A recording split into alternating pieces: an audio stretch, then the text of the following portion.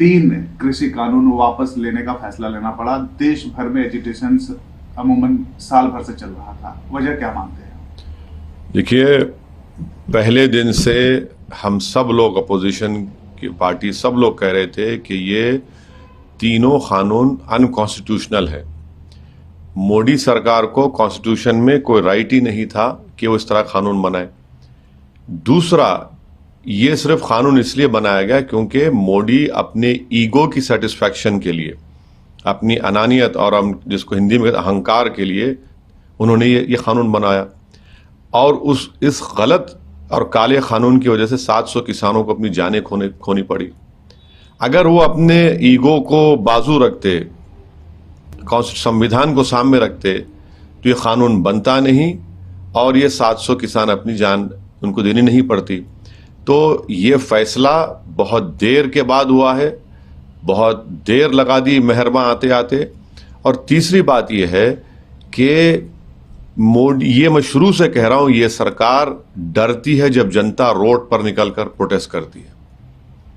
और ये दूसरा एग्जाम्पल है कि पहले तो CAA का प्रोटेस्ट आपने देखा कि पूरे देश में मुसलमानों के साथ सेकुलर लोग ठहरे, अभी तक रूल्स नहीं बने उसके। दूसरा, ये किसानों का आंदोलन, तो ये यकीनन किसानों के आंदोलन की, किसान के तमाम किसानों की ये कामयाबी है। और चौथी बात, इसमें ये बात साबित हो गई कि ये बड़ा प्रचार बीजेपी ने किया था कि 1 नेशन के लिए 1 कानून होना चाहिए, आपको ये वापस लेना पड़ा। तो 1 नेशन के लिए 1 इलेक्शन भी गलत है। हर स्टेट में इलेक्शन जब भी होगा तभी तो हम सरकार को आड़े हाथ लेंगे और सरकार काम करेगी गरीबों का। तो ये 1 नेशन 1 इलेक्शन गलत है। और पांचवी बात यह है कि मोदी सरकार वो बड़े बड़े उद्योगपति, बिलियनर जिसको कहते हैं, उन पर बड़ा बैसाखी बनाकर उनको इस्तेमाल कर रही थी और देख लिया कि वो बैसाखी भी नहीं बन सके। तो इनको ये जो फैसला लेना पड़ा, इनको आने वाले स्टेट इलेक्शन में, इनको जिसे उर्दू में कहते हैं कि नविश्ते दीवार, राइटिंग ऑन द वॉल नजर आ गई। तो इसीलिए अपने आप को बचाने के लिए, अपनी पार्टी को बचाने के लिए उन्होंने ये फैसला लिया है। और इसमें यह मत समझिए कि मोदी जी बड़ा काम किए।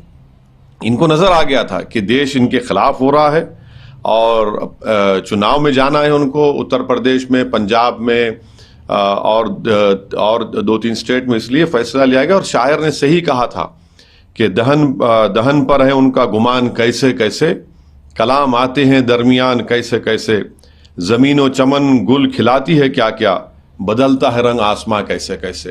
तो वो दिन दूर भी नहीं है इंशाल्लाह जब मोदी सरकार CAA का कानून भी वापस लेगी।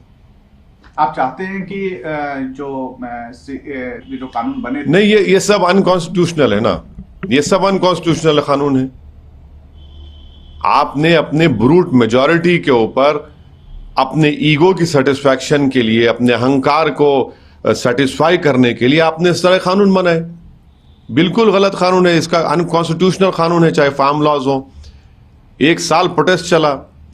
तो ये देखिए, मोदी सरकार सिर्फ प्रोटेस्ट करने वालों को हरास करती है, जेल में डालती है, UAPA लगाती है, मगर आज उनको जैसा हम बोलते हैं कि मट्ठी चाटना पड़ा, उनको अपना वापस लेना पड़ा।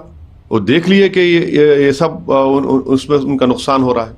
2 बातें जो आपकी बात से निकल कर आ रहा है सामने की, कृषि कानून बल्कि CAA, लेकिन क्या आप ये मानते हैं कि 370 का जो फैसला हुआ या 35A का जो फैसला हुआ वो भी अनकॉन्स्टिट्यूशनल है?